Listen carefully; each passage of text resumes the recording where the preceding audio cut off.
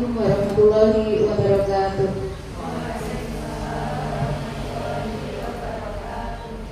Alhamdulillahirrahmanirrahim. Puji syukur kita panjatkan kehadirat Allah Subhanahu wa Ta'ala, yang mana Dialah yang memberikan kesehatan kepada kita, sehingga pada kesempatan kali ini kita masih diberi kesehatan dan kesempatan untuk berbagi ilmu dalam rangka diseminasi modul 1.1 budaya positif. Ya, 1.4 diseminasi modul 1.4 budaya positif.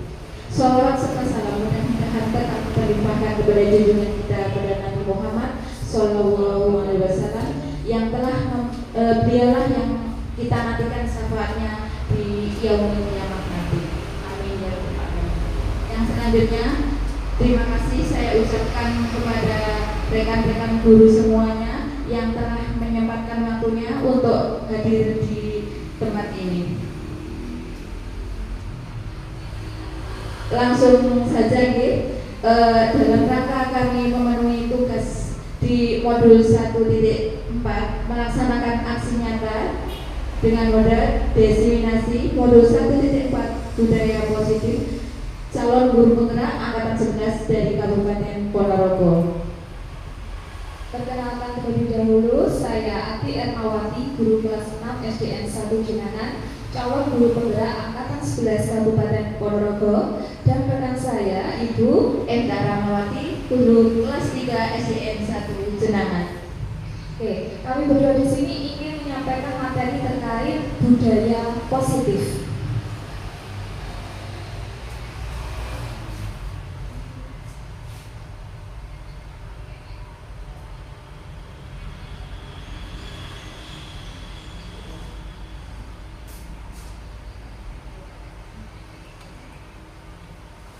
Sebelum kita memulai kegiatan hari ini, mari kita buat kesepakatan terlebih dahulu untuk kegiatan diseminasi kita pada pagi hari ini. Yang pertama, menjadi pendengar yang baik, aktif dalam kegiatan, izin jika mau keluar ruangan, HP silent. Bagaimana, ibu-ibu? Apakah kesepakatan ini bisa disepakati atau mungkin ada masukan? Monggo. Artinya HP silent itu boleh menerima telepon, boleh menerima WA, akan tetapi sepanjang tidak mengganggu. Betul. Kalau mau ditambah, monggo ibu-ibu semuanya. Mungkin ada masukan atau mungkin ini dirasa cukup? Sepakat? Sepakat. Terima kasih. Kita lanjutkan. Oke. Berarti kita bisa sepakati sebagai kesepakatan bersama kegiatan kita pada pagi hari ini. Berikutnya saya memiliki pertanyaan pemantik untuk ibu-ibu semuanya. Yang pertama adalah, hukuman dapat mendisiplinkan peserta didik. Kira-kira setuju atau tidak setuju dengan pernyataan ini? Hukuman dapat mendisiplinkan peserta didik. Ini hukuman loh, Ge. Jadi misalkan contohnya ada siswa kita yang membuang sampah sembarangan, misalkan beda. Kira-kira kemudian guru memberikan hukuman, contohnya apa Bu? Ini hukuman, Ge. Misalnya langsung membersihkan WC, itu Ya. bukan hukuman, Ge. Oke, monggo Bu Dina. Hukuman itu berbeda-beda ya Bu, bisa langsung suruh membersihkan WC misalnya, atau suruh hormat bendera dan sebagainya. Boleh hukuman itu dapat mendisiplinkan peserta didik, ada tapinya. Jika itu nanti membuat peserta didik menjadi takut, bisa jadi dia minder dan tidak bisa melanjutkan pembelajaran. Mungkin bukan hukuman namanya, pendisiplinan dengan tata tertib misalnya. Sebelumnya sudah ada kesepakatan. Jadi setuju atau tidak? Tidak setuju. Baik. Jadi hukuman itu dapat mendisiplinkan peserta didik itu adalah tidak setuju. Kemudian yang kedua, pemberian hukuman dengan hal positif seperti membaca atau membersihkan halaman sekolah dapat mendisiplinkan peserta didik. Bagaimana kalau yang ini? Hukumannya dengan Ada hukuman, akan tetapi dengan hal yang positif. Contoh, diberikan membaca, disuruh membaca, mungkin satu halaman atau membaca cerita dan nantinya menceritakan kembali kepada teman-temannya. Apakah itu dapat mendisiplinkan peserta didik? Apakah itu nanti mengubah perilaku dia yang mungkin sebelumnya itu tidak tepat? Nah, setelah dilakukan hal positif dengan pemberian hukuman yang seperti itu, apakah itu nanti akan mengubah perilaku kedisiplinan anak tersebut? Setuju Nanti atau tidak setuju? Mungkin bisa ditambahkan dengan hal yang positif lainnya atau hukumannya dihilangkan. Monggo Bu Novi. Ya, kalau menurut saya setuju ya, karena hukuman dengan hal positif itu selain dia merubah perilaku, tapi kita juga menanamkan nilai positif kepada diri peserta didik itu sendiri. Berbeda dengan hukuman yang cenderung menanamkan rasa takut saja, itu kurang merubah sikap dan perilaku peserta didik seperti itu. Oke, terima kasih. Berarti artinya bisa memberi hukuman akan tetapi dengan hal yang positif. yang terakhir Bunda, Memberikan hadiah bisa meningkatkan motivasi belajar peserta didik. Setuju nopo boten? mungkin Mbaknya Bu, monggo Bu. Monggo, bisa yang lain pun apapun itu. Tidak apa-apa. Ini sesuai dengan pemikiran kita masing-masing ya, karena kita memang belum belajar ini, jadi ini kita masih di awal. Nanti kita akan lihat apakah betul atau tidaknya, nanti bisa kita koreksi bersama-sama. Nantinya juga akan kita laksanakan juga. Iya. Seperti ini, kalau setuju ya kita laksanakan. Jika tidak ya kita ganti dengan kesepakatan yang lain. Izin menjawab ya Bu. Iya. Menurut pendapat saya itu jika memberikan hadiah kepada peserta didik itu ya bisa untuk meningkatkan motivasi dari peserta didik tersebut, karena kalau kita sudah menghasilkan hadiah tersebut maka peserta didik itu nanti kan akan terus meningkatkan kemampuan belajar diri sendirinya itu. Jadi dengan pemberian hadiah tersebut maka dari pihak peserta didiknya tersebut itu bisa lebih meningkatkan bagaimana dia akan belajar, meningkatkan ya, supaya suatu saat nanti di suatu waktu yang nanti itu peserta didiknya dapat mendapatkan hadiah lagi gitu. Mungkin. Oke, terima kasih atas. Oke, monggo Bunda. Terima kasih. Oke, penambahan saja. Untuk hadiah itu boleh saja Bu, tapi hadiahnya berupa apa dulu? Dan mungkin lebih tepatnya adalah apresiasi saja. Karena hadiah itu menimbulkan satu, kecemburuan sosial, dua, itu ada maunya. Aku tak ngerti biar dapat hadiah. Jadi mungkin sebelum memberikan hadiah ada penanaman bagaimana anak itu mendapat hadiah itu harus bagaimana dan apresiasinya seperti apa. Jangan kok, oh saya maju terus nanti dapat jajan, besok saya maju lagi biar dapat jajan. Terima kasih. Berarti intinya pemberian apresiasi untuk meningkatkan motivasi belajar peserta didik.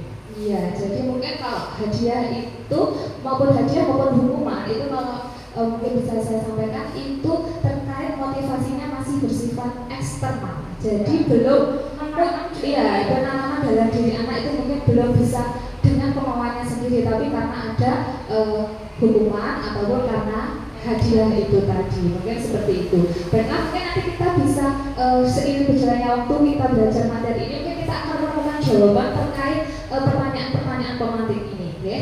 Monggo lanjut, benar. Oke, apa sih budaya positif itu? Budaya positif dapat diartikan sebagai nilai kebajikan yang menjadi keyakinan dan pada akhirnya menjadi karakter atau ciri khas di lembaga. Sebagai seorang guru, kita harus memiliki kemampuan dalam mewujudkan budaya positif tersebut di sekolah. Jadi intinya budaya positif itu adalah nilai kebajikan, bisa dikatakan kebaikan yang akan menjadi yang kita tanamkan pada karakter diri anak. Karena apa? Kita tujuannya di lembaga ini atau misi kita ini adalah menanamkan karakter. Segala sesuatu yang kita laksanakan dan nantinya yang akan terjun ke masyarakat, anak itu harus bisa mempunyai karakter yang baik. Oke, jadi itu adalah keinginan atau tujuan kita bersama, di mana sekolah ini kita harus menanamkan suatu budaya positif. Oke.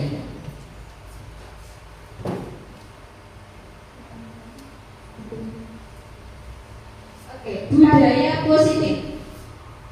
Yang akan kita pelajari pada pagi hari ini terkait budaya positif, yang pertama adalah tentang disiplin positif, kemudian teori motivasi, hukuman, penghargaan, dan restitusi, kemudian keyakinan kelas, Kemudian kebutuhan dasar manusia, posisi kontrol manusia, dan segitiga restitusi. lanjut Bu Dina. Nah, sebelum kita mempelajari pengertian disiplin positif, mungkin Bapak Ibu tahu apa atau disiplin positif itu. Pun menurut panjenengan mawon apa? Kalau mendengar kata disiplin positif, kira-kira apa yang terbersit dalam benak Panjenengan semuanya. Monggo? Monggo? Kira-kira kalau mendengar kata Monggo disiplin dicoba. positif, apa yang langsung pikir ini? Monggo. Ini sudah sebenarnya sudah apa ya, di poster-poster itu sudah ada ya. Mungkin maknanya kok menjadi disiplin positif.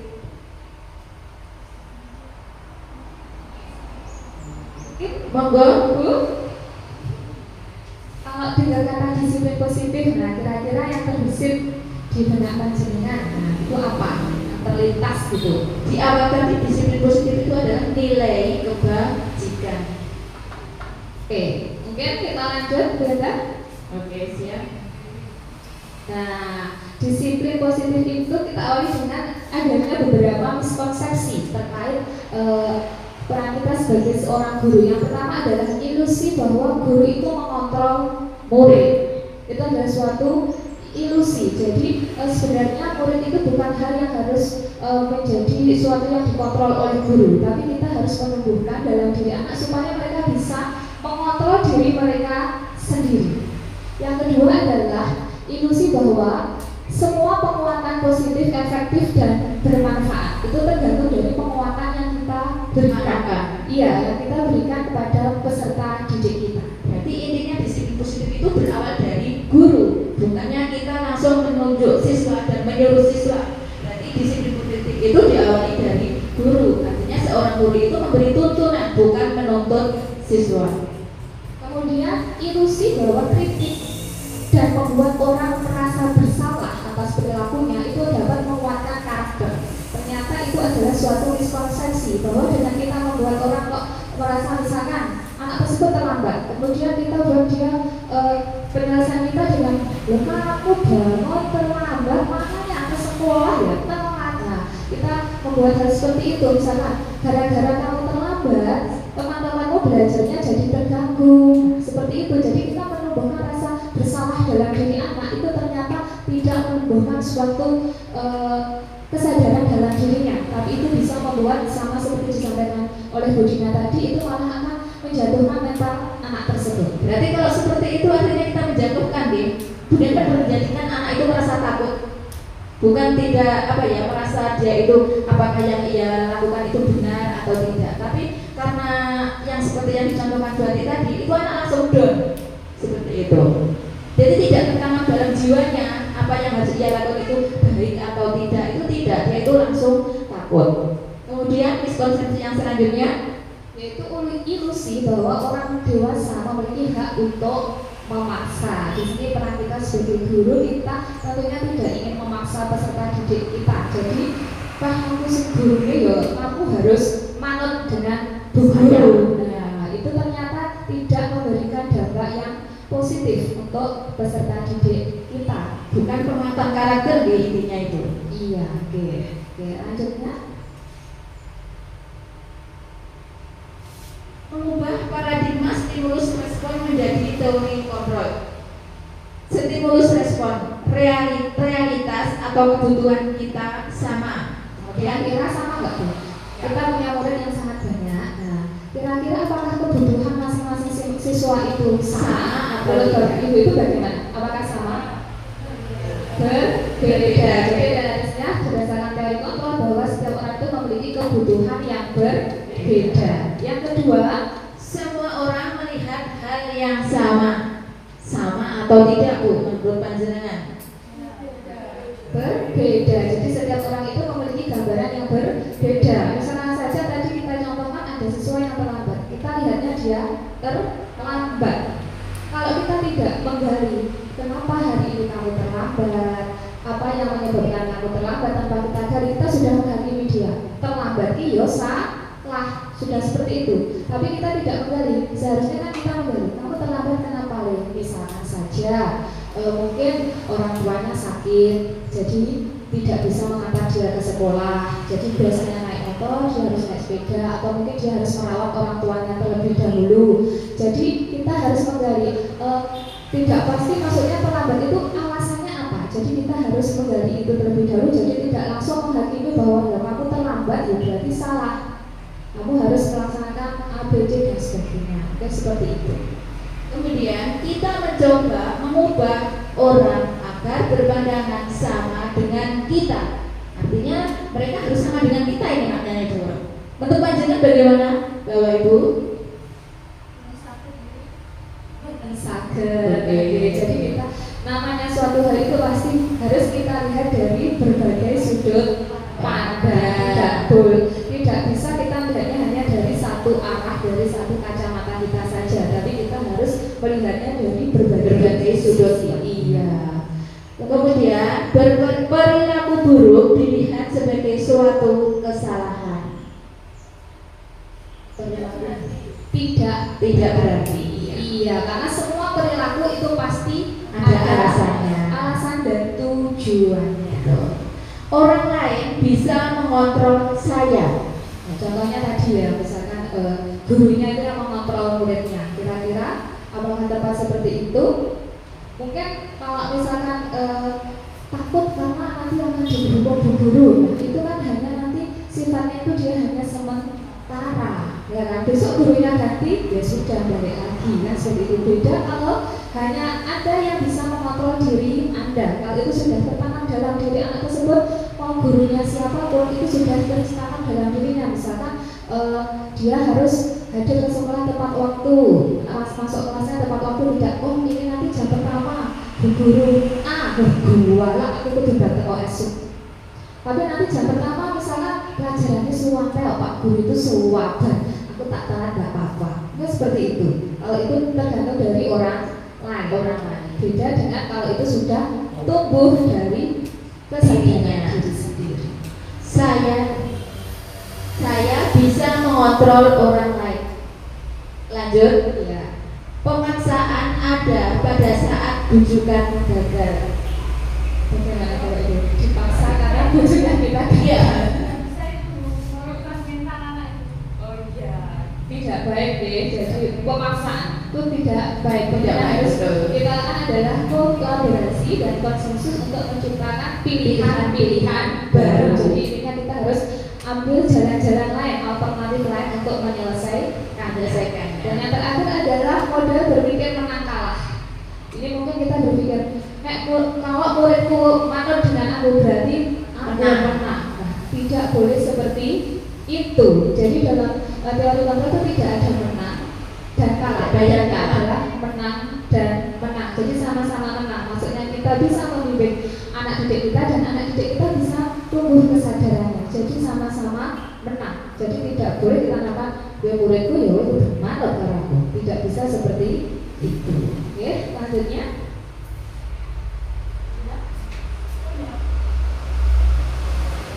Disiplin positif. Disiplin positif merupakan suatu cara yang mengajarkan anak untuk bertanggung jawab dan menentukan kesadaran diri berdasarkan nilai-nilai kebajikan. Jadi intinya kita itu menanamkan kebajikan itu benar-benar sadar dari dirinya, dari dalam dirinya, bukan karena paksaan, bukan karena hadiah, bukan karena hukuman. Disiplin positif merupakan salah satu cara penerapan disiplin yang bertujuan untuk menumbuhkan kesadaran serta memberdayakan peserta didik tanpa imbalan, tanpa penghargaan, tanpa ancaman atau tanpa hukuman. Dan kita bisa lihat apa yang kita kerjakan hari ini atau yang sudah kita laksanakan. Kita membelajarkan anak apakah dengan paksaan atau memberikan iming-iming hadiah atau bagaimana. Itu yang kita lihat diri kita sendirilah yang selama ini kita ajarkan kepada mereka. Disiplin positif dapat membuat peserta didik memahami dan menyadari Jadi motivasinya tumbuh dalam dirinya sendiri, yang mana itu nanti tujuannya adalah merubah peserta didik ke arah perilaku yang lebih baik ke depannya. Itu. Oke, selanjutnya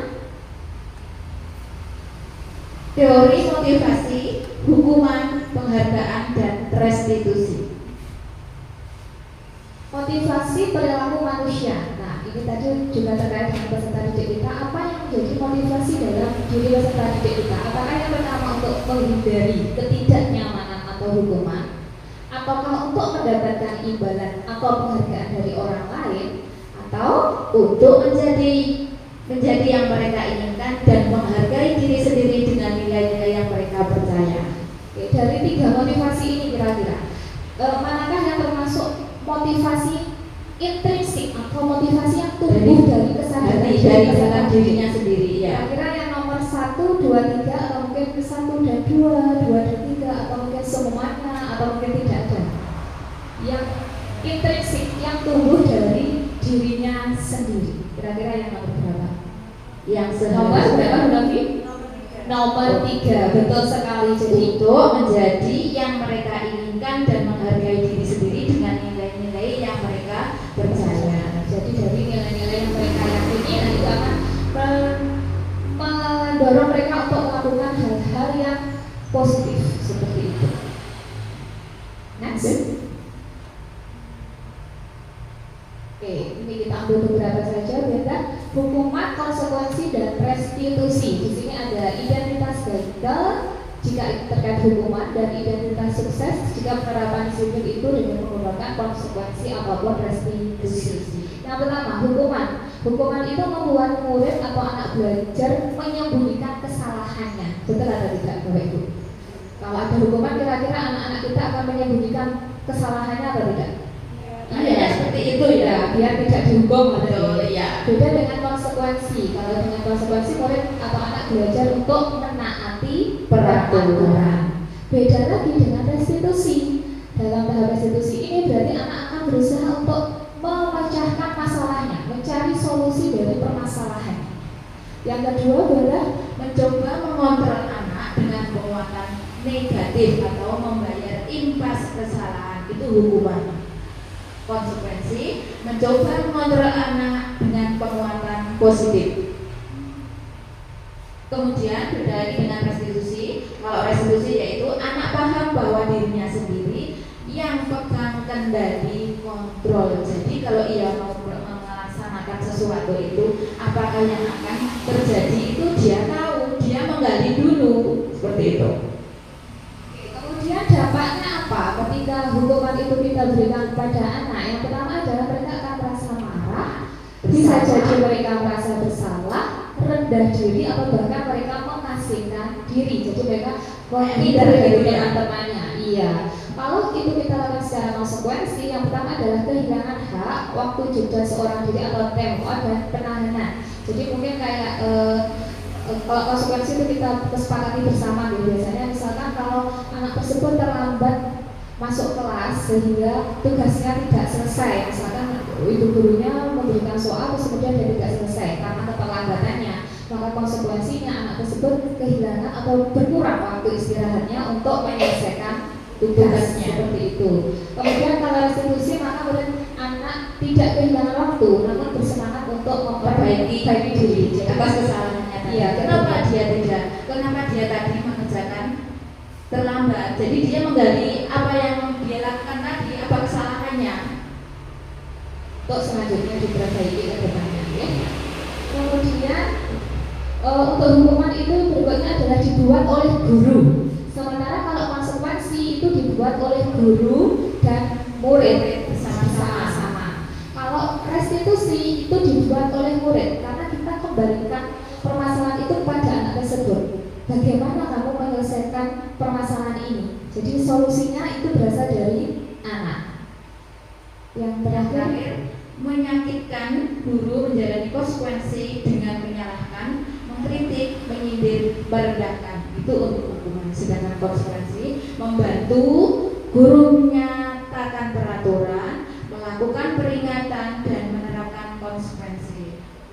Kalau restitusinya menguatkan, guru menyebutkan keyakinan kelas, membimbing kerangka acuan berpikir restitusi murid atau anak. Jadi ini kalau restitusi ini kesepakatan guru bersama murid atau murid saja begini Bu? Kalau restitusi berarti ini pembuatan keyakinan kelas, tentunya ini kita kumpulkan dari masukan dari anak-anak juga. Kemudian dari kesepakatan, kita mulai dari kesepakatan kelas, yang mana kesepakatan kelas itu kemudian akan kita jadikan sebagai Berarti intinya dan murid melalui bimbingan guru. Oke. Selanjutnya,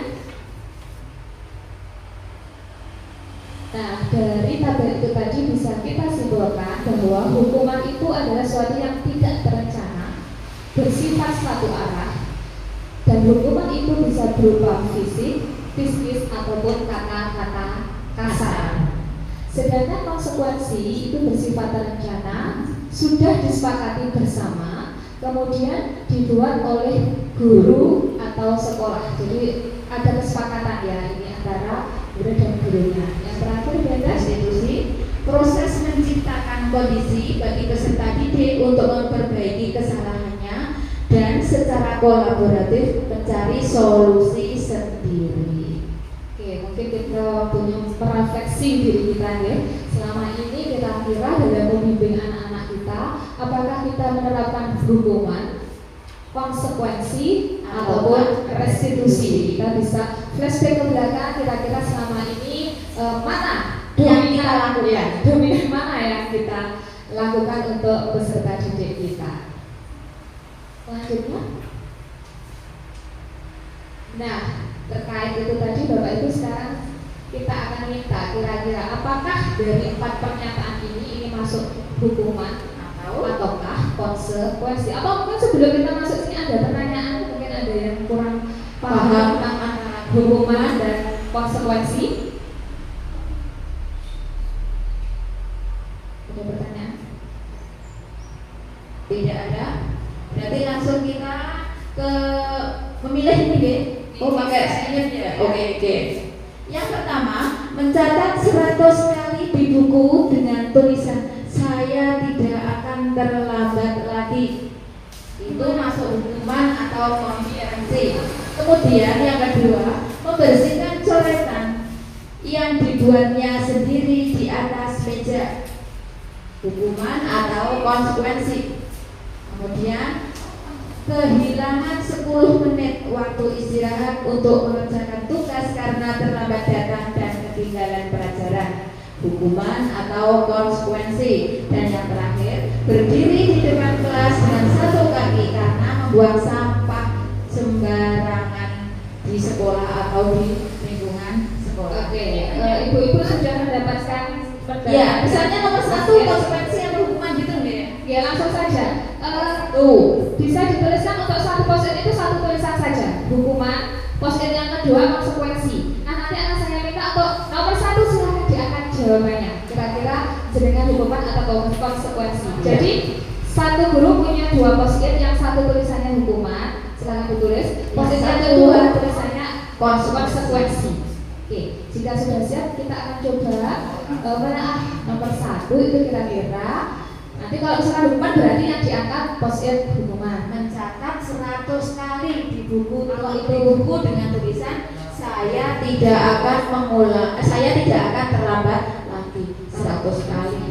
Ya, Sudah sudah siap. hukuman atau konsekuensi. Ya, tidak perlu itu teman-temannya, oke.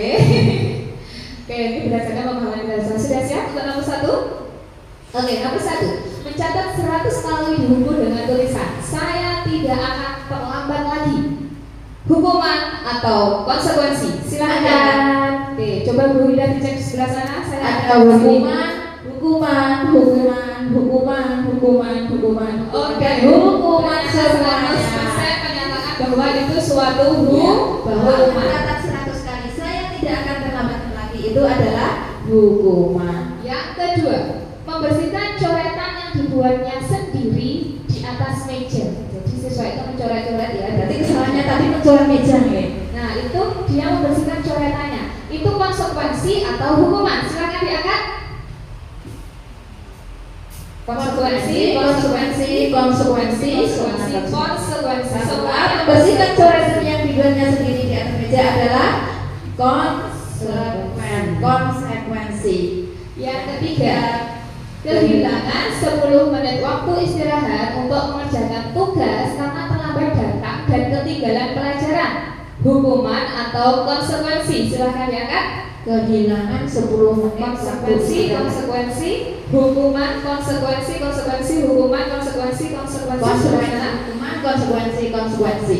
Oke, berarti masih ada yang menganggap ini sebagai konsekuensi. Pasti gitu ya. Ada yang menganggap sebagai hukuman. Coba kita tanya yang menjawab konsekuensi. Alasannya apa? Terima kasih waktunya. Berikutnya, karena kehilangan 10 menit waktu istirahat untuk mengerjakan tugas karena terlambat gitu ya Bu ya? Ya, salah sopo, terlambat. Karena kemungkinan bisa jadi tugas itu harus diselesaikan dari itu juga. Karena dia terlambat, berarti dia harus berkonsekuensi menyelesaikan itu tadi. 10 menit istirahat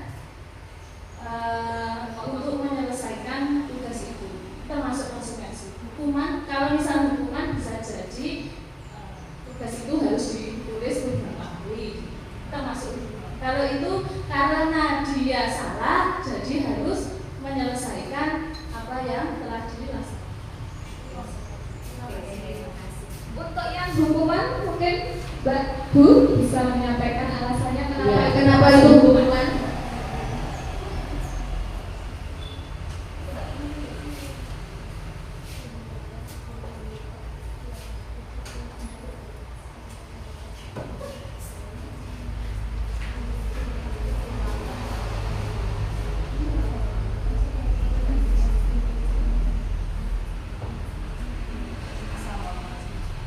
Tersebut kenapa saya memilih hukuman karena kan waktu istirahat itu kan seharusnya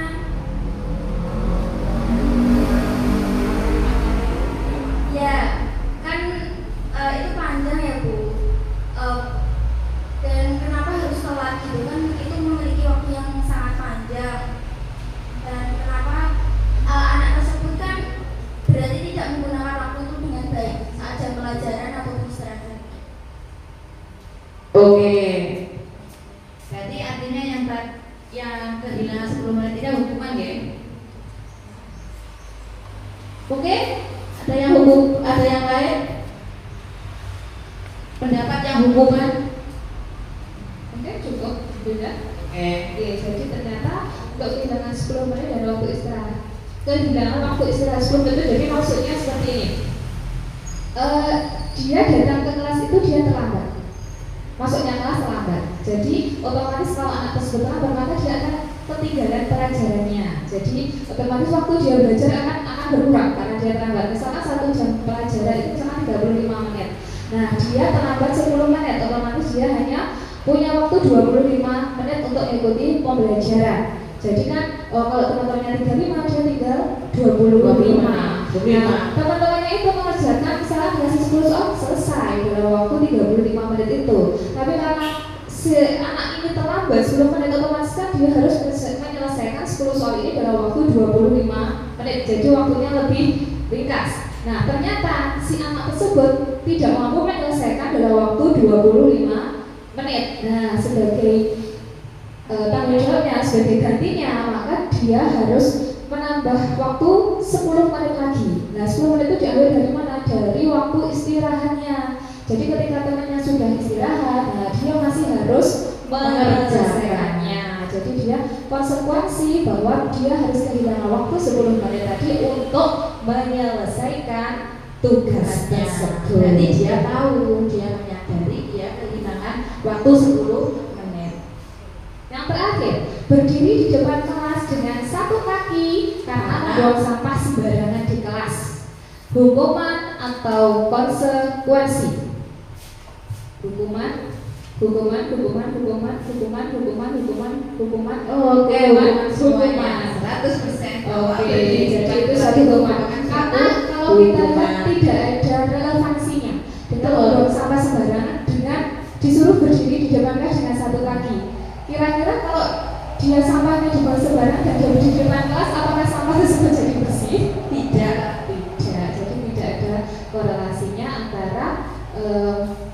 sampah yang dibuang dengan dia harus berdiri di depan kelas dengan satu kaki. Oke, coba kita cek jawaban dari rekan-rekan semua apakah cocok atau tidak. Next, Budina. Oke, jadi yang pertama itu adalah suatu hukuman, yang kedua konsekuensi, yang ketiga konsekuensi, dan yang keempat itu hukuman. Tepuk tangan untuk kita semua.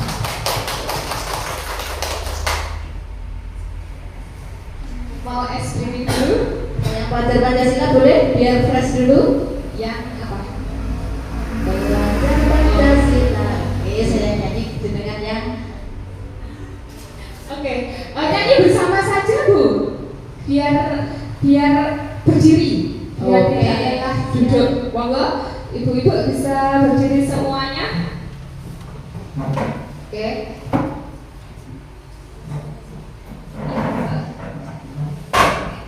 kita menyanyikan pelajar Pancasila ya, sambil mengingat apa toh isinya dari profil pelajar Pancasila itu. 1, 2, 3. Belajar Pancasila, beriman dan bertakwa pada Tuhan Yang Esa dan berakhlak mulia, berkebinekaan global, gotong royong mandiri, kreatif dan bernalar kritis. Oke, yang keras ya ibu, nantinya kan kita ajarkan ke anak-anak juga. 1, 2, 3. Belajar Pancasila, beriman dan bertakwa pada Tuhan Yang Esa dan berakhlak mulia, berkebinekaan global, gotong royong mandiri, kreatif dan bernalar kritis. Terima kasih teman-teman untuk kita semua. Kita kembali ke materi. Next, Budina. Yang di depan bisa dinikmati loh, bisa jangan santai kok. Ada toh tadi? Enggak ada. Bebas boleh, selama tidak mengganggu kegiatan tidak apa-apa. Daripada tidak makan terus pingsan, ya itu malah mengganggu kegiatan kita. Oke, selanjutnya kita menuju ke keyakinan kelas. Mungkin apakah keyakinan kelas itu? Mungkin sudah ada Bapak Ibu yang menerapkan pembuatan keyakinan kelas di kelasnya mungkin? Ya, ada. Budina, Misalnya menerapkan kamu? pembuatan kesepakatan atau keyakinan kelas? Kesepakatan kelas sudah di awal masuk pembelajaran. Oke, kesepakatan kelas sudah, tapi untuk keyakinannya sudah apa belum? Untuk keyakinannya seperti apa? Oke, bentuk keyakinannya seperti apa? Nanti kan kita coba jelaskan apakah sama atau beda atau kesepakatan dengan keyakinan kelas itu. Kalau kesepakatan kelas itu mungkin selama ini itu masih berupa hal-hal yang konkret. Misalkan contohnya adalah anak-anak biasanya kan kita mungkin Budina sharing dulu proses pembuatan kesepakatan kelas di kelas panjenengan seperti apa? Proses pembuatan kesepakatan ya. Yang pernah dengan Laksanakannya. Terima kasih waktunya Bu. Ini mungkin berdasarkan pengalaman kami di kelas 5. Kesepakatan kelas dibuat di awal pembelajaran awal semester kemarin. Nah itu memang dari awal saya sebagai guru memberikan rambu-rambu istilahnya seperti itu. Terus anak-anak mensepakati, kemudian ada yang sebagian dari anak-anak. Jadi apa yang anak inginkan sekiranya bisa dilaksanakan bersama, dilaksanakan. Karena apa? Karena kadang anak-anak itu membuat kesepakatan kelas tak karepe dhewe. Sesuai kata Hari Nuranya boleh, tapi juga harus diarahkan. Misal, Bu saya sepakat kalau main di dalam kelas waktu istirahat. Itu kan karena bocah sendiri. Nah, kalau itu terus dilakukan, ya, pasti pertama akan merusak fasilitas yang ada di kelas. Jadi hal-hal seperti itu mungkin kita sebagai guru harus mempunyai rambu-rambu, kemudian anak-anak mensepakati. Terus kalaupun ada usulan dari anak-anak ya kita diskusikan Pak. Jadi biar kesepakatan itu tidak hanya berupa kesepakatan tertulis saja, tapi dilaksanakan. Mungkin itu saja. Luar biasa sekali Budina, yaitu proses pembuatan kesepakatan di kelas 5, kelas yang diaku oleh Budina. Oke, sekarang kita akan coba untuk keyakinan kelas itu apakah sama dengan kesepakatan kelas. Kita akan belajar terlebih dahulu terkait keyakinan kelas. Next. Keyakinan kelas. Guru berperan dalam mewujudkan terbentuknya keyakinan kelas dengan adanya kesepakatan antara guru dan murid. Keyakinan kelas tersebut berisi pernyataan-pernyataan yang universal, mudah diingat dan dipahami, dan harus diterapkan di lingkungan sekolah. Untuk menumbuhkan motivasi intrinsik kembali ke nilai-nilai keyakinan akan lebih menggerakkan seseorang dibandingkan sekedar mengikuti serangkaian peraturan. Intinya keyakinan itu menanamkan ya seperti tadi ya, menanamkan, menyadarkan murid, dan motivasi itu tumbuh dari dirinya bahwa yang ia lakukan ini sudah sesuai dengan peraturan yang ia sepakati atau belum. Oke, di sini kita menemukan kata baru. Di sini ada peraturan ya. Dibanding sekedar mengikuti serangkaian peraturan, ada peraturan, ada kesepakatan, dan ada keyakinan. Kalau peraturan itu mungkin itu bisa dari pihak sekolah atau guru kan itu. Ya, betul. Ya, itu berarti peraturan seperti itu. Kalau kesepakatan sama seperti tadi Bu Dina, itu adalah mungkin kita berdiskusi bersama dengan siswa-siswa yang lain, dengan guru, masukannya seperti apa, tentunya harus dengan bimbingan dan arahan guru demi terciptanya kelas yang nyaman dan aman juga untuk anak-anak. Nah, bedanya kesepakatan dengan keyakinan. Kalau kesepakatan itu biasanya seperti ini. Mungkin kesepakatan kelas Bu Dina bisa disampaikan kan yang ingat apa? Contohnya? Contohnya Apa Bu Novi aja, Bu Novi.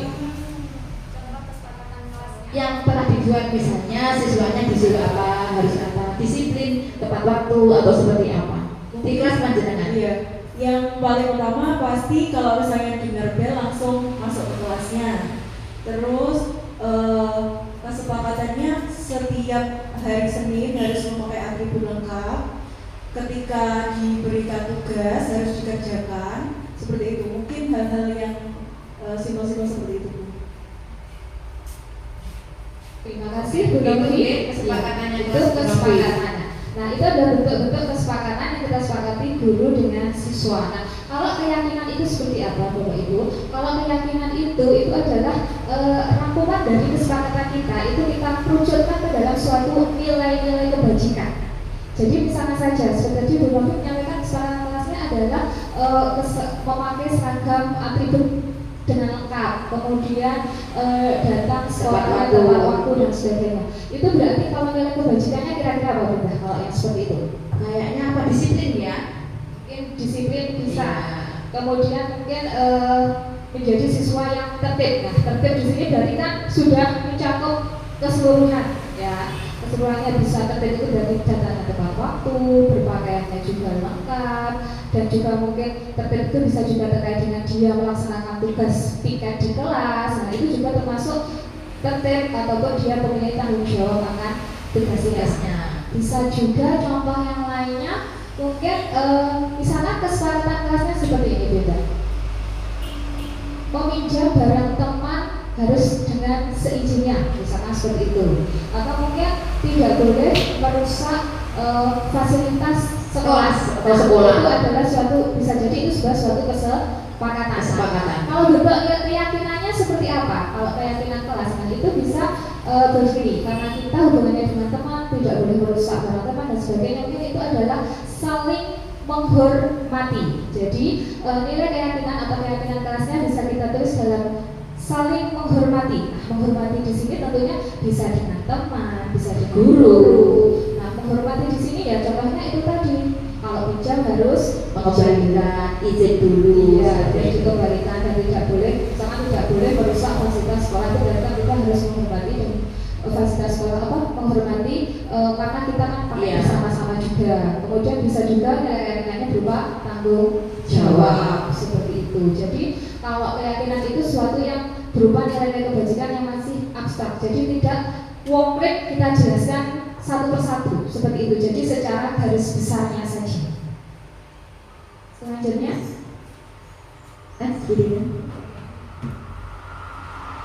pembentukan keyakinan kelas bersifat abstrak berupa pernyataan yang universal, dibuat dalam pernyataan positif, sedikit saja agar mudah diingat, sesuai dengan kondisi kelas sehingga mudah diterapkan. Kemudian semua warga kelas dilibatkan dalam pembuatan keyakinan kelas.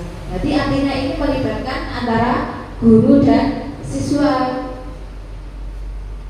Oke, jadi sudah saya singgung di depan tadi bahwa keyakinan kelas itu bersifat abstrak dan berupa pernyataan yang universal, jadi masih bersifat umum. Kemudian dibuat dengan pernyataan positif, jadi mungkin kita hindari kalimat-kalimat negatif. Kemudian kita tidak perlu terlalu banyak membuat keyakinan kelas, karena mungkin boleh juga Lupa nanti. Iya. Berarti katanya mudah diingat juga ya. Dan itu sudah mencakup keseluruhannya. Kemudian mungkin bisa ditambahkan lagi dalam pembentukan keyakinan kelas. Setelah jadi itu bisa kita cetak kemudian kita tempelkan di kelas supaya anak-anak semuanya terlihat semuanya. Supaya anak ingat tentang keyakinan kelas yang sudah mereka buat bersama-sama. Oke. Kemudian ini contoh keyakinan di kelas 3, boleh. Keyakinan kelas 3, hormati guru. Ini kata-kata menggunakan kalimat perintah. Kemudian tidak berkata kotor, sopan santun, saling menyayangi, saling menolong, kemudian fokus belajar. Jadi secara universalnya seperti ini. Jadi tidak maksudnya tidak secara konkret, tidak secara mendetail, tapi secara garis besar saja, yaitu cara saja sopan santun. Sopan santun itu berarti kan ya di belakangnya banyak kan sopan santun. Kalau mereka sudah tertanam yakin dalam dirinya sopan santun, nah pasti dalam bertindak, berbuat, berperilaku itu pasti sudah mencerminkan suatu kesopanan dalam diri anak. Kemudian anak terbiasa, ya, jika sudah terbiasa di sekolah itu mempunyai keyakinan kelas berjuang yang sopan, nanti otomatis dia di rumah atau di lingkungan masyarakat dia akan mengikutinya karena sudah apa? Sudah terbiasa dengan keyakinan di kelasnya. Dan ada saling menyayangi. Nah, berarti itu mereka akan menciptakan suatu hubungan yang harmonis dengan teman-temannya. Jadi tidak mengganggu temannya, tidak membuli. Iya, itu berarti mereka menyayangi temannya. Nah, sekaligus nanti di rumah juga sama, mereka akan berlaku sama terhadap keluarga ataupun orang-orang di sekitarnya. Kemudian contoh lain lagi adalah fokus belajar. Nah, keyakinannya kalau kita sudah belajar, sudah di dalam kelas, berarti kita belajar, tidak bermain atau tidak ngobrol atau apa. Jadi kalau kita itu sudah fokus belajar, ketika jam masuk, nah kita juga belajar. Dengan begitu kita kalau terpaksa seperti tadi, oh waktunya belajar, mau apa dengannya, oh kita waktunya, oh ternyata kita kan peraturan atau keyakinannya kita kan harus saling menyayangi. Jadi seperti itu, guys. Jadi fokus belajar, ya ketika belajar mereka melaksanakannya dengan sungguh-sungguh karena itu sudah tertanam dalam diri mereka. Jadi suatu hal yang mereka yakini. Oke, next, Budina. Mungkin ini hampir sama ya. Ini contoh-contoh yang lain, misalnya taat ibadah kepada Tuhan, menghormati guru, orang tua, menghargai orang lain, ya hampir sama nih. Prinsipnya dan tanggung jawab ya. Udah? Speaking apa ini? Boleh sambil minum dan jajannya boleh. Apa ya ini ya? Berdiri aja ya. Berdiri. Oke. Tadi saya bikin pantun lupa aja, tidak saya. Oh iya, karena pada pantun aja dulu. Jangan lupa silakan sebentar aja nanti sebelum speaking pantun aja. Harusnya di awal tadi, tapi lupa. Oke. Dicatat ya Ibu. Oke, siap. Pembeli bakpia di Yogyakarta. Cakep. Pulangnya mampir ke Simpang 5. Cakep. Mari kita satukan kata. Cakep. Belajar budaya positif bersama-sama. Cakep. Kita semua. Speaking sebentar. Speaking sebentar. Oke, monggo. Kayak gini ya. Boleh berdiri, Bapak Ibu? Oke, yang benar saja. Kalau saya bilang buka, berarti tangannya seperti ini. Kalau tutup, kebalikannya. Oke, Pak? Buka. Ayo, kita maksud saya mau lihat konsentrasi panjenengan semuanya. Buka, buka, tutup, buka, tutup. buka, tutup, tutup, buka. Iya, kebalikannya. Jadi fokusnya pada dunia. Jangan melihat teman, biar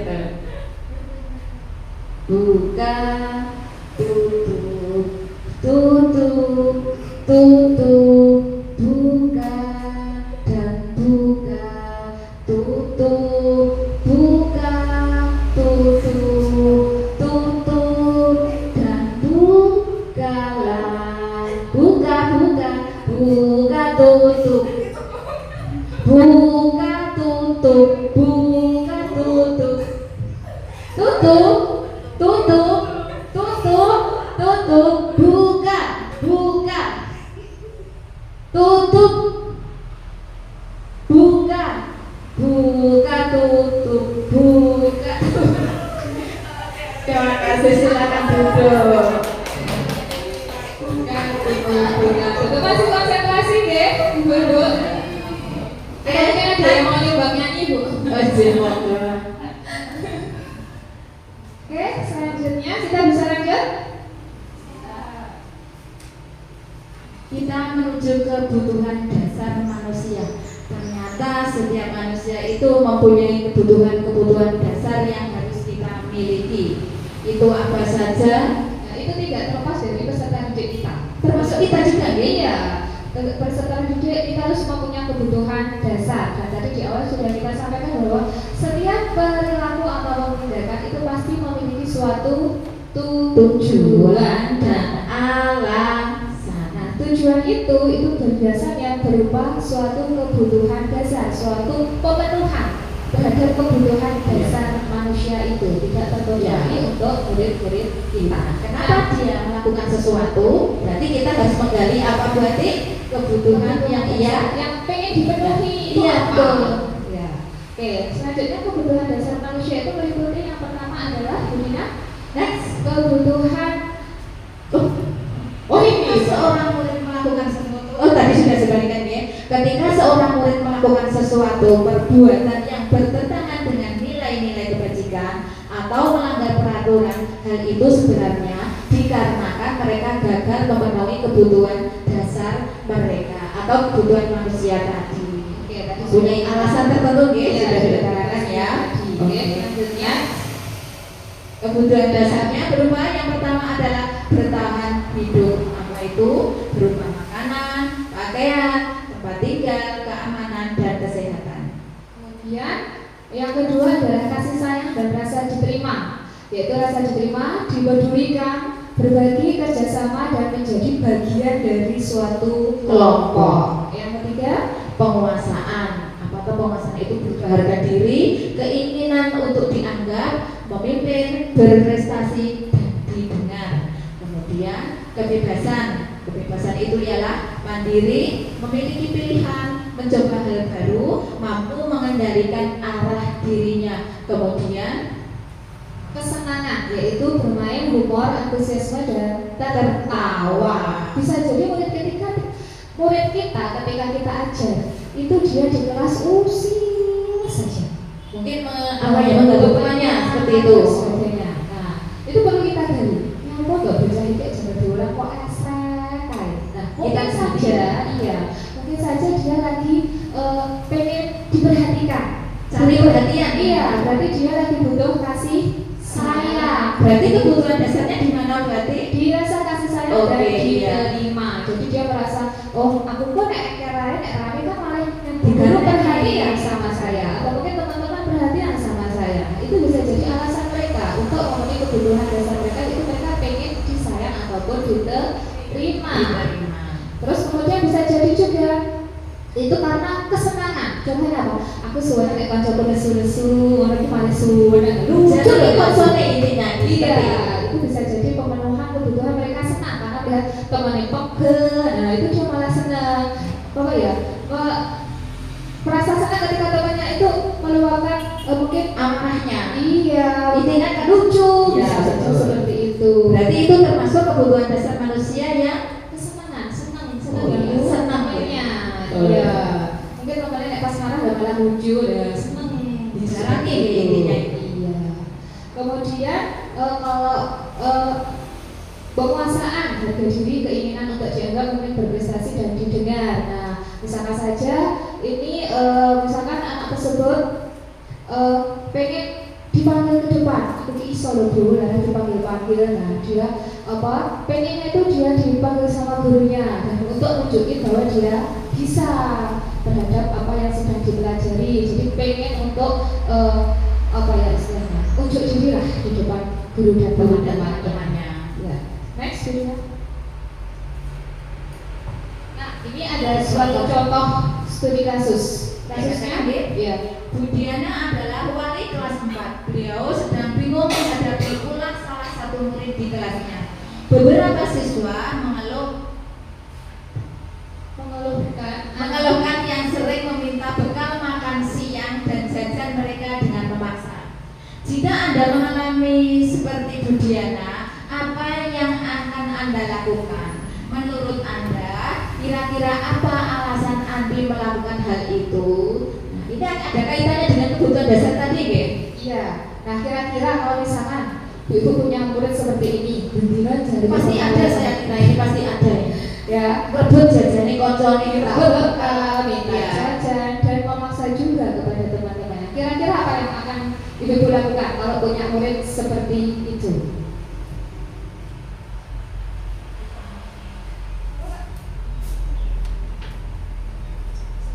Misalkan saya berada di pos Budiana, yang pertama saya akan menggali dulu apa alasan si murid tersebut bisa bersifat seperti tadi, meminta bekal makan dan memaksa tadi, atau mungkin sudah terbiasa dari didikan orang tuanya atau dan lain sebagainya. Dan yang kedua, memberikan pengertian bahwa hal tersebut tidak baik atau tidak tepat dilakukan kepada temannya. Oke, berarti siapa? Bu Siska ini menggali dulu berarti apa alasannya alasannya Andi sering meminta bekal temannya. Jadi ya ditanya dulu, digali dulu, jangan asal menghakimi Andi. Ya. Jadi digali dulu apa penyebabnya. Mungkin dia lagi sedang memenuhi kebutuhan dasarnya tadi sebagai manusia. Kenapa dia kok meminta bekal temannya dengan paksa? Iya. Kira-kira mungkin ibu-ibu, bapak-bapak mungkin punya alasan. Mungkin. Kita berkhayal saja. Kira-kira Andi itu pengen memenuhi kebutuhan yang mana sih? Dari peristiwa ini, apakah tadi apa saja kebutuhan hidup, rasa kasih sayang dan diterima, penguasaan, kemudian kebebasan dan kesenangan. Kira-kira menurut Bapak Ibu itu kira-kira dia sedang memenuhi kebutuhan yang mana? Mungkin bisa dikembalikan ke slide yang kebutuhan. Nah, Mbak Noni kan dituliskan aja Bu di post-it. Di post-it aja Iya, ada yang kurang post-itnya. Dari kasus pertama yang ini bebas loh ya, Budiana. Andi tadi memenuhi kebutuhan dasar hidup, dasar manusia yang mana? Bertahan hidup, ataukah kasih sayang dan rasa diterima, ataukah penguasaan, ataukah kebebasan, ataukah kesenangan. Dia selalu merebut bekal makanan temannya, meminta dengan paksa. Bisa saja alasannya kan kita belum tanya sama Andi ya loh. Menurut anak-anak ini kira-kira nggak ada yang benar, nggak ada yang salah, namanya masih kira-kira. Keto bergo silakan dituliskan. Bisa aku beri 2 Bu, mungkin dia butuh untuk bertahan hidup dan juga kasih sayang, boleh nggak apa-apa. Apa jadi berkuasa di kelasnya, mungkin jadi warok, teman-temannya takut katanya. Oke, sudah semuanya berarti bisa kita lihat studi kasusnya Budina. Kita kembalikan ke studi kasusnya. Oke, dari studi kasus yang pertama yang dialami Andi yang selalu meminta bekal temannya adalah termasuk Andi sedang memenuhi kebutuhan dasar yang monggo 1, 2, 3 silakan diangkat. Bertahan hidup. Aduh, hanya berdoa saya, oke. Bertahan hidup. Apa Mbak itu? Bertahan hidup semuanya. Kasih bertahan hidup semuanya. Semuanya bertahan hidup. Ternyata semuanya ingin bertahan hidup butuh makan. Iya, logistik penting kalau Kalau Mbak Dina butuhnya kasih sayang. Nggak cuma butuh hidup Bu, tapi hidup juga harus ada kasih sayangnya. Hampir nggak ada yang kasih sayang. Oke, coba ini beberapa contoh mungkin penyebabnya apa toh? Mungkin slide berikutnya. Atau mungkin mau dikasih penjelasan dulu? Bertahan hidup tadi kan salah satu saja kan hampir mayoritas bertahan monggo hidup. yang alasannya kenapa panjenengan milih kebutuhan dasarnya bertahan hidup. Yang kasih sayang siap-siap jauh juga ya Bu ya, kan yang paling beda. Iya. Siap-siap mencari alasan kasih sayang. Yang bertahan hidup dulu, monggo. Monggo, kan sebelah sini yang tadi belum ada suaranya. Ya mungkin kalau menurut saya ya Bu ya, mungkin dari anaknya itu dari rumah tidak dibawakan bekal dari orang tuanya, jadinya di sekolah itu ketika teman-temannya makan bekalnya, peserta didik itu pengen terus jadinya minta bekal temennya gitu. Terima kasih. Jadi karena mungkin dia nggak bawa bekal dan dia lapar, mungkin juga nggak punya uang saku, mungkin bisa jadi ya. Ibunya tidak memberikannya. Minta ke temannya. Yang kasih sayang, Kasih sayang. Terima kasih Ibu sudah diberikan waktu lagi. Kasih sayang, ya, terima kasih Bu. Bertahan hidup itu benar. Kalau lapar ya meminta. Tapi di lain itu kasih sayang itu perlu. Karena kenapa? Karena kalau misal anak itu sudah ada pada dirinya kasih sayang dari orang tua, tidak mungkin walaupun dia lapar pasti dia tahan dan masih ingat sama orang tuanya. Mungkin orang tuanya memberikan kasih sayang berlebih, terus memberikan wejangan mungkin nanti kalau lapar uangnya seadanya saja ya Le, tidak usah minta sama temannya, seperti itu. Nah mungkin kasih sayang itu di rumah juga tidak ada, terus jadinya anak itu memberontak dan akhirnya pertahanan hidupnya kurang itu tadi dan mau minta. Ya, oke. Jadi mungkin kasih sayang rasa diterima itu tadi harus ada pada dirinya, termasuk di lingkungan keluarga pastinya dan di lingkungan sekolah pasti itu juga kan berada. Terima kasih. Oke, terima kasih. Berarti itu alasannya yang membutuhkan kasih sayang. Bisa kita cek? ya ini ada beberapa contoh ya. Berarti bukan berarti jawaban dengan salah Ah, tidak. Semuanya tidak benar. betul. Itu namanya kemungkinan. Karena itu kan kebutuhan Iya, masing-masing. semua betul ya. Oke, kemungkinan pertama. Next Yes. ya. Alasan Andi kenapa minta bekal ke temannya karena ia lapar dan orang tuanya tidak memberikan bekal dan uang saku.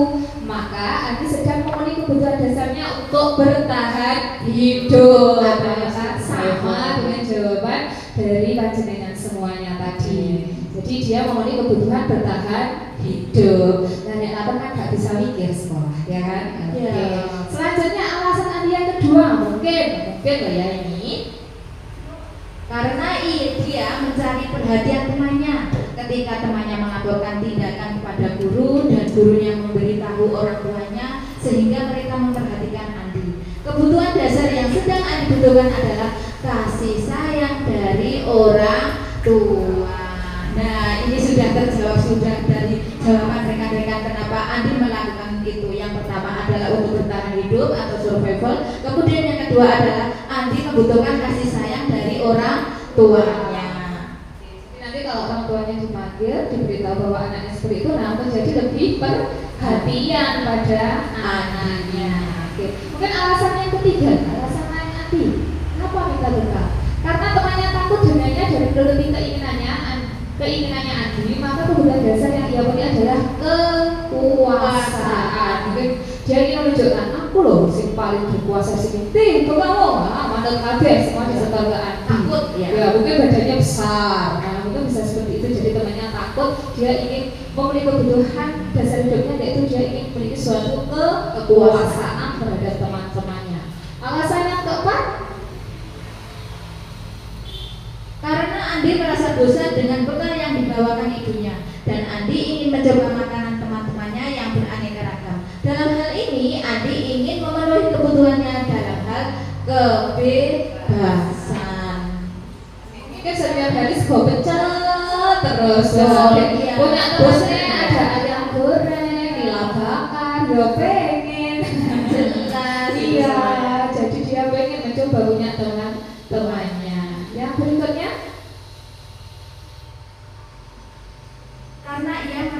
iseng dan menikmati ekspresi wajah teman-temannya yang kesal karena makannya ia ambil. Ekspresi teman-temannya aneh dan lucu, maka Andi berusaha memenuhi kebutuhan dasarnya akan kesenangan dirinya. Mungkin di rumah apa kurang tidak senang atau bagaimana ya kok senangnya membuat apa ini ya? Jadi kocone istilahnya. Mungkin di rumah nggak punya adik, nggak punya kakak Ya sepi mungkin ya. Jadi di sekolah ya usir teman-temannya.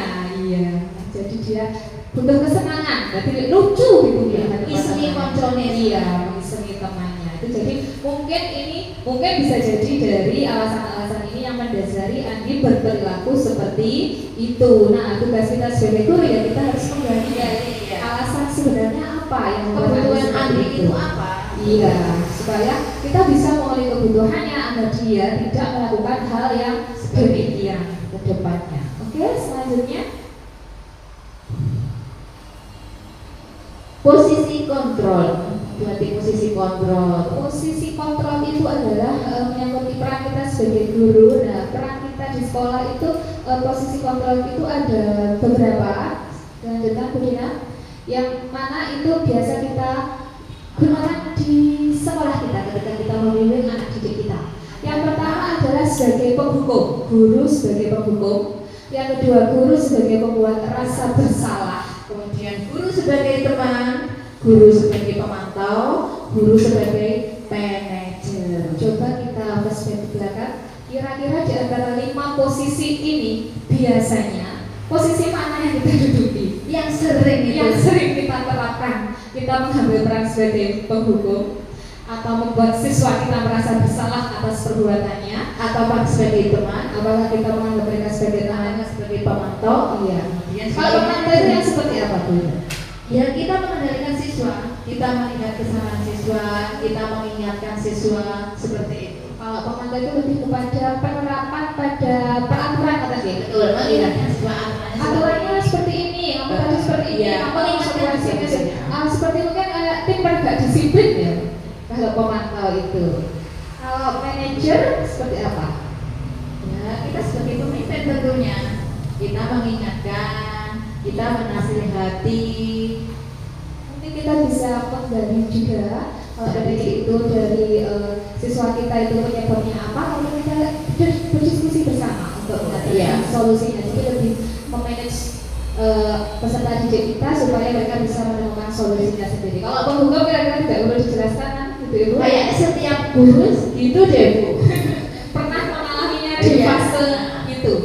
Kita bersama berproses untuk tidak lagi menjadi seorang penghukum. Berarti kita harus berusaha gimana buat Di antara ini yang paling ideal yang mana Bu? yang seharusnya dia Yang lakukan. seharusnya. Guru itu sebagai mana? Sebagai penghukum atau pembuat rasa bersalah, sebagai teman. Saya yakin kok, saya juga sadar, tapi saya yang paling di sana. Yang seharusnya itu yang mana? Yang betul sebagai pemantau atau teman? Sebagai seorang Ataukah manajer?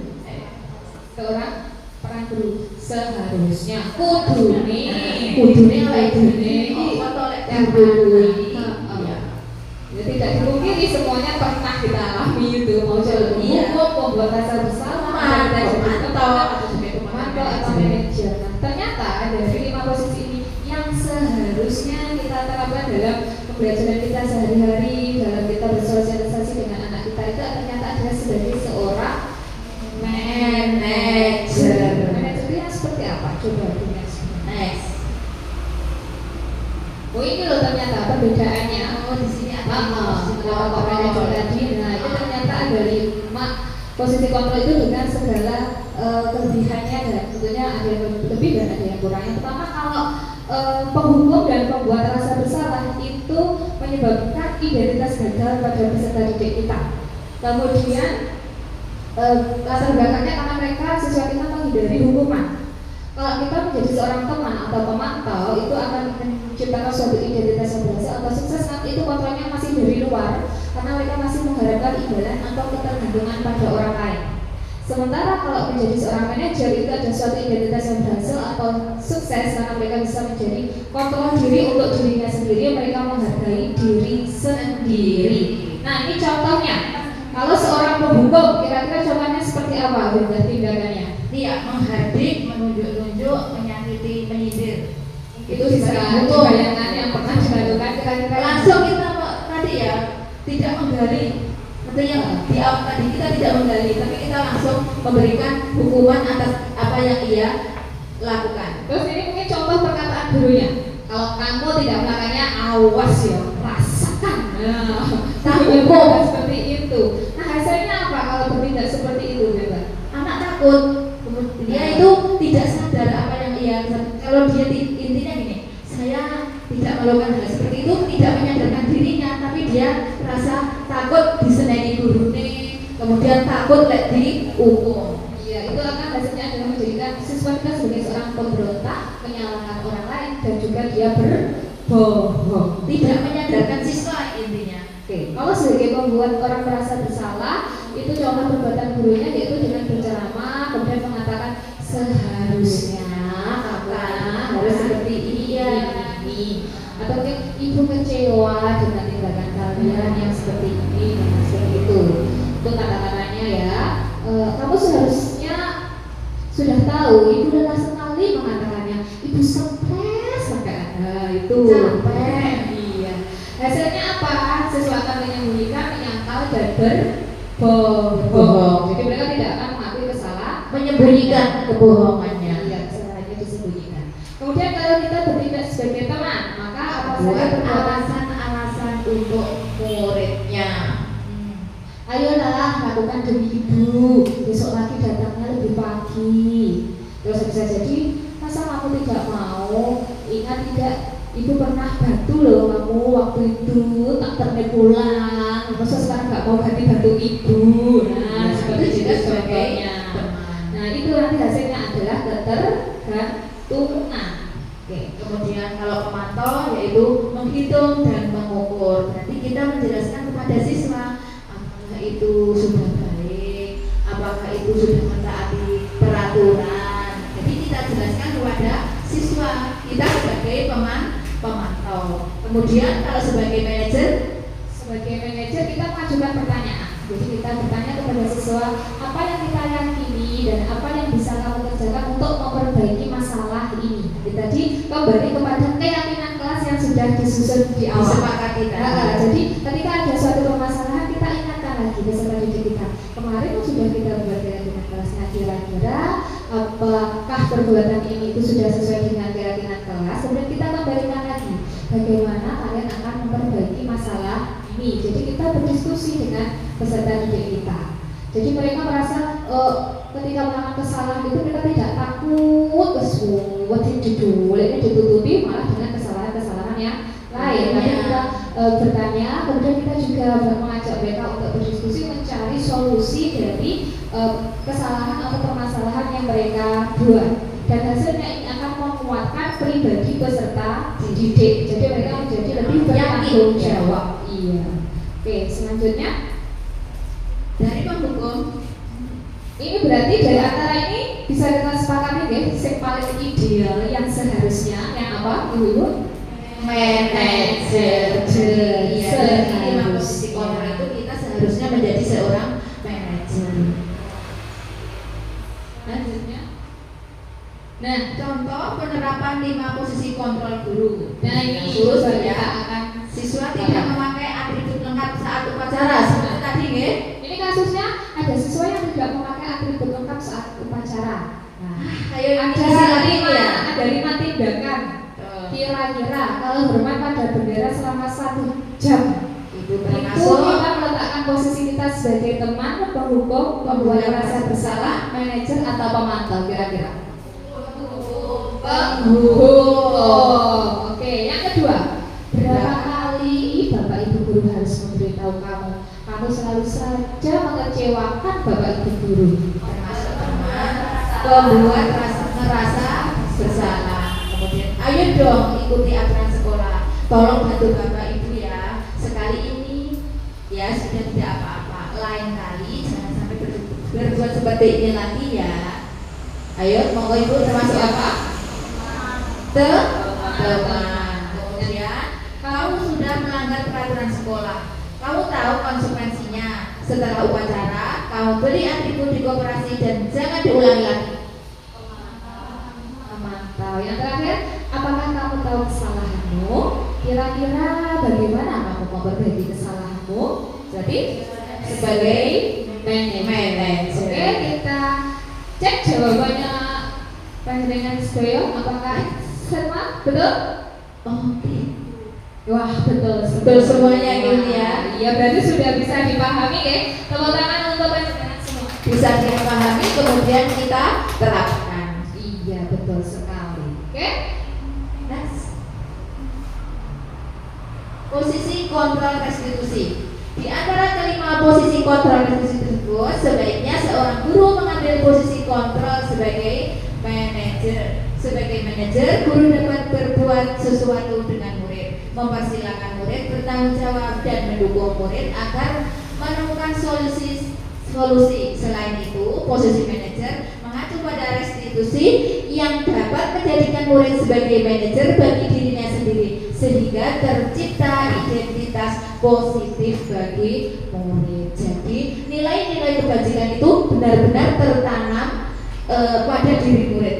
Jadi dia melaksanakan peraturan, dia melaksanakan apa itu sesuatu yang baik itu bukan karena dihukum, dia datang tepat waktu bukan karena apa nanti dikei soal gurune, seperti itu.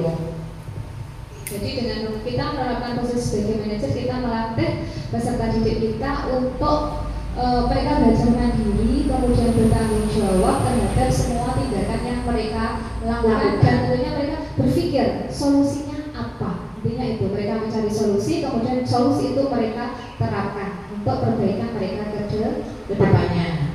Next. Segitiga restitusi. Kenapa ini segitiga restitusi? Apa ini segitiga restitusi, Bu Dina? Next.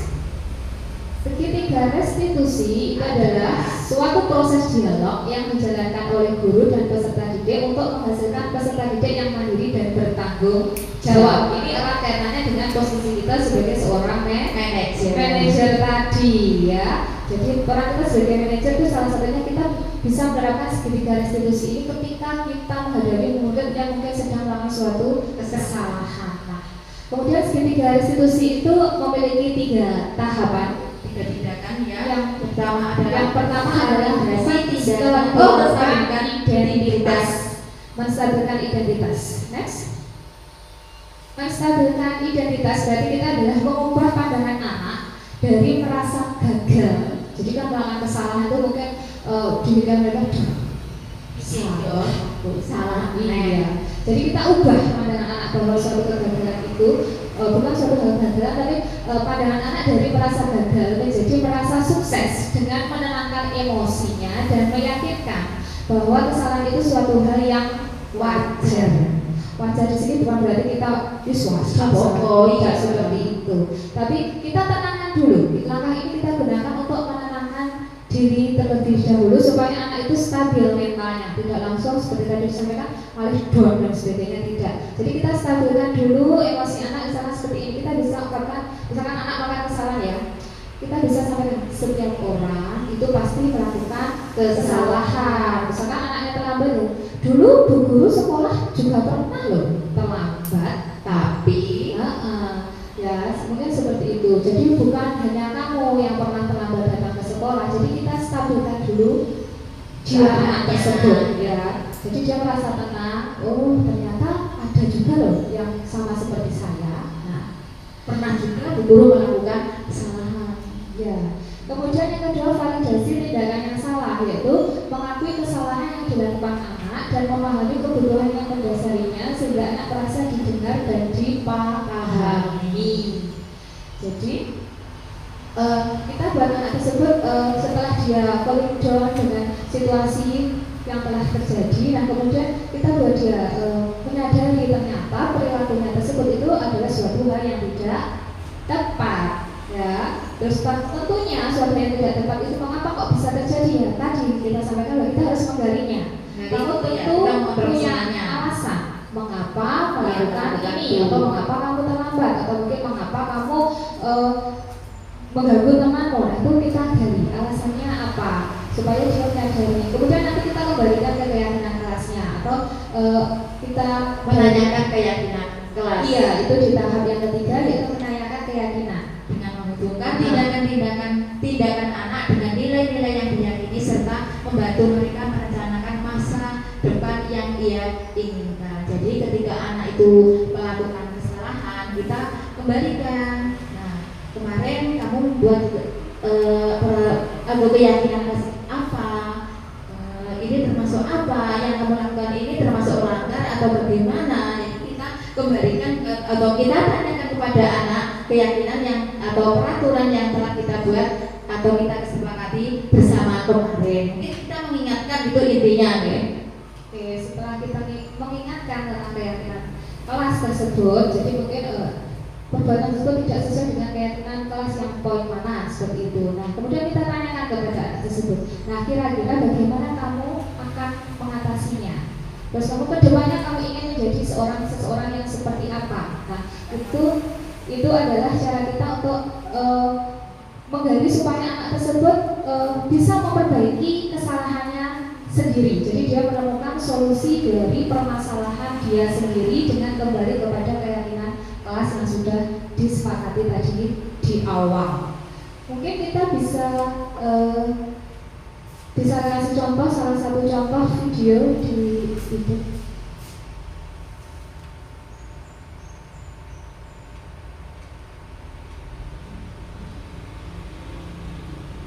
Nah, ini ibu-ibu adalah contoh restitusi atau kasus penerapan segitiga restitusi di sekolah. Ini bahwa Alif merupakan salah satu murid kelas 6 di SDN 1 Jerangan sejak naik kelas 6. Sudah 3 kali Alif terlambat masuk sekolah.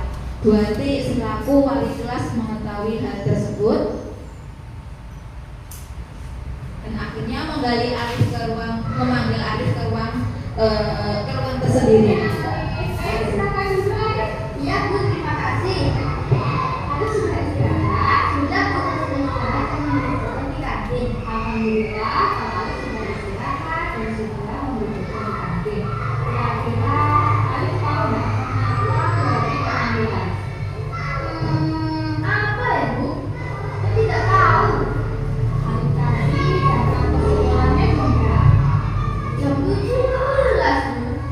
Alif masih ingat sekolah TPS ini jam berapa? Jam 7.14 Bu. Berarti Alif hari ini datangnya tepat waktu atau terlambat? Terlambat Bu. Terlambat itu kegiatan yang baik atau tidak, Alif? Tidak baik Bu. Jadi terlambat itu termasuk sesuatu yang tidak baik. Sebenarnya terlambat itu hal yang manusiawi. Berarti itu senang terlambat ketika menghadiri suatu acara ataupun undangan. Tapi di sini berarti tidak ingin menyalahkan Alif. Di sini kita akan mencari solusi tentang keterlambatan Alif hari ini supaya tidak terulang lagi. Nah, karena dari yakin Alif pasti punya alasan mengapa hari ini Alif terlambat. Bu, saya lagi mangkok. Pokoknya kesianan. Oh, bangunnya kesiangan. Kenapa kok Alif bisa bangun kesiangan? Tadi malam sudah terlalu malam, sekitar pukul 11 Bu. Oh, sekali Alif belajar ya? Atau di rumah ada acara? Bukan Bu, saya asik main game sampai tidak sadar kalau sudah malam. Kenapa keyakinan kelas yang kita susun di awal pembelajaran ini? Masih Bu, Kira-kira Alif kalau terlambat datang ke sekolah itu sesuai nggak dengan keyakinan kelas kita? tidak Bu. Kira-kira keyakinan kelas mana yang tidak sesuai dengan terlambat datang sekolah itu? Disiplin, tertib, dan tepat Bu. Kalau menurut Alif, disiplin, tertib, dan tepat waktu itu penting atau tidak? Penting Bu. Penting, jadi yakin kalau disiplin, tertib, dan tepat waktu itu penting. Ya Bu, yakin. Yakin. Kalau begitu sekarang kira-kira ke depannya Alif bagaimana akan memperbaiki supaya tidak terlambat lagi datang? Tidak tidur terlalu malam dan segera bangun Bu. Oke. Kira-kira Alif mau tidur dan jam berapa? Akan tidur jam 9 dan bangun setengah 5 Bu. Alif yakin bisa melakukannya. Yakin Bu.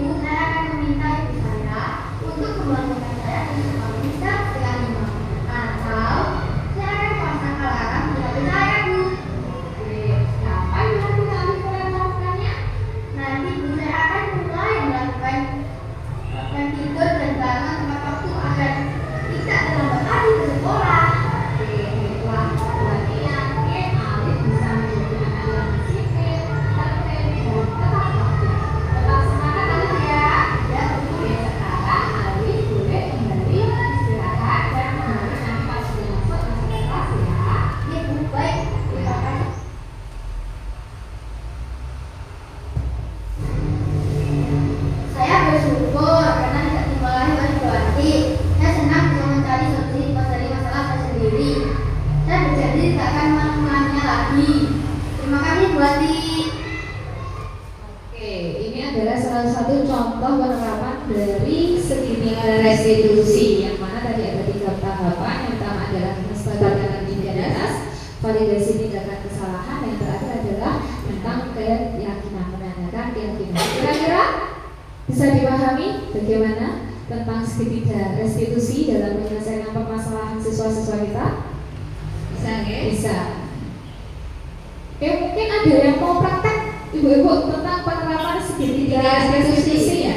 Mungkin kita bisa ambil salah satu contoh permasalahan. Mungkin Bu Novi bisa praktek di depan. Yang satu jadi murid, yang satu jadi guru. Buang sampah sembarangan aja mungkin bisa, itu juga termasuk, boleh. Monggo, Bu Dina dan Bu Novi bisa ke depan. Kita praktek secara langsung tentang bagaimana penerapan segitiga restitusi. Siapa yang jadi murid, siapa yang jadi guru. Yuk, kok jadi murid kabeh? Gurunya beda gitu. Oke, Bisa langsung saja sama Bu Novi aja yang jadi muridnya, Bu Dina yang menjadi guru, ya. Tidak apa-apa.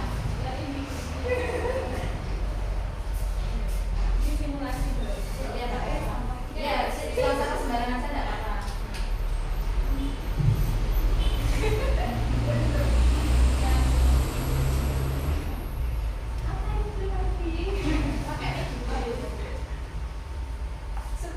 Mbak Novi, Mbak Novi, tadi menjatuhkan sampah ya? Iya Bu, Yang mana sampahnya? ini Bu, Ya masih di situ? masih Bu. Ya, boleh diambil. Sudah. Bagaimana seharusnya? Harusnya dibuang di tempat sampah Bu. Kenapa kok dibuang di situ tadi? Ini Bu, tadi itu saya kan pas jalan-jalan Bu, terus saya ingat kok tidak ada tempat sampah, terus kelihatannya tempat sampahnya itu jauh di pojok sana Bu. Bu Dina juga pernah di waktu perjalanan sama seperti kamu tadi. Sama lah Bu. Tapi tidak Bu Dina buang di tempat itu. Harusnya bagaimana coba? Kamu tahu? Apa mungkin disimpan dulu ya Bu? Iya, boleh. Iya, selama kita bawa sampah, terus belum ada tempat sampah, boleh kita bawa dulu sampahnya. Setelah itu nanti kalau kita menemukan, boleh dimasukkan ke tempat. Oke, bisa? Iya Bu. Bisa jangan juga. Iya Bu, maaf ya Bu ya. Berikan aplaus. Terima kasih Bu Dina dan Bu Novi. Demikian tadi praktek segitiga restitusi.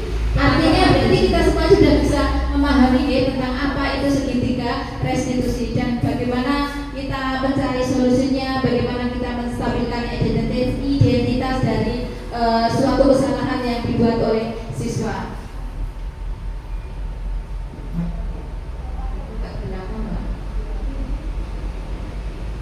Ya, kasih segitiga.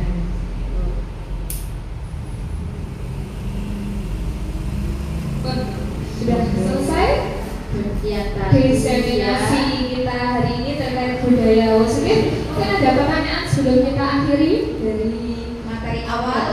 dari awal dari disiplin positif, keyakinan, kebutuhan, kemudian konsekuensi, hukuman, Restitusi. Oke, silakan Ibu. Terima kasih Bu. Materi ini sangat bermanfaat untuk kami yang sebagai guru masih terombang-ambing dengan keadaan di kelas dan pastinya tidak sempurna. Insya Allah kami berproses untuk lebih baik. Kemudian pertanyaannya, tadi ada peraturan, kesepakatan dan keyakinan. Kesepakatan kelas itu sudah sering kami lakukan di kelas dan keyakinan itu hanya lisan saja dan itu misal ada kasus baru kita penguatan positif diyakinkan intinya seperti itu. Pertanyaannya, apakah keyakinan itu harus tertulis juga seperti kesepakatan? Terima kasih. Oke, terima kasih atas pertanyaan Bu Dina. Untuk keyakinan itu memang seharusnya kita tulis juga. Supaya apa? Supaya itu Saya ingat. iya, dan kemudian kita dengan ukuran yang mungkin cukup untuk bisa dilihat dari jauh, jadi tidak terlalu kecil. Ya, jadi ketika anak-anak bertiga, mereka ingat akan keyakinan kelas yang sudah mereka sepakati, misalnya saling menghormati, menyayangi, bertanggung jawab. Nah, itu supaya apa?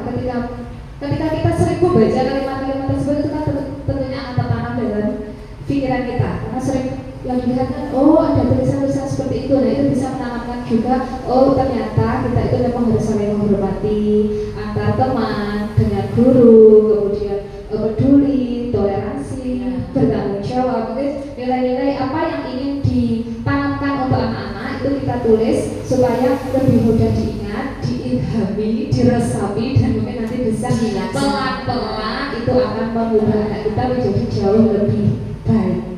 Itu juga sebagai pengingat ya Bu. Kadang kan kita mau berbuat, kita mau membeli temannya atau kita mau minta maksud temannya, di sana ternyata kemarin kita membuat kesepakatan kelas. Artinya apa? Dia tidak jadi melakukan hal tersebut, atau mungkin dia membuang sampah seperti tadi yang dicontohkan. Oh iya, jagalah kebersihan, buanglah sampah pada tempatnya, seperti itu. Jadi kalau keyakinan kelas itu terpasang, itu akan menjadi pengingat kepada kita semuanya bagi pembacanya, baik itu murid maupun guru. Karena itu merupakan apa? Keyakinan yang telah kita sepakati dan kita buat bersama-sama.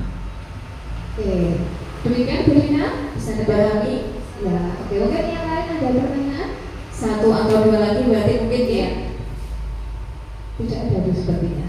Oh. Berarti kita sudah menyampaikan dari pertama yaitu tentang disiplin positif, kemudian apa tadi Bu Ati? Ada motivasi, kebutuhan hidup, kemudian ada konsekuensi, restitusi, Kebutuhan dasar manusia. Ada 5 tadi ya. Iya. Kemudian yang terakhir adalah 6 Bu. 6. Oke. Kemudian yang terakhir adalah segitiga restitusi. Mungkin ini bisa kita coba untuk terapkan kepada siswa-siswi kita bersama. Oke, berarti semuanya sudah kita sampaikan ke Bapak Ibu semuanya. Terima kasih atas kehadirannya dan semoga nantinya kita bisa menerapkan kepada peserta didik kita dan menjadikan peserta didik yang benar-benar mempunyai karakter dan selalu melaksanakan nilai-nilai kebajikan baik itu di sekolah maupun di rumah. Terima kasih, ada kurangnya kami mohon maaf atas penyampaian kami, dan akhirnya Wassalamualaikum warahmatullahi wabarakatuh.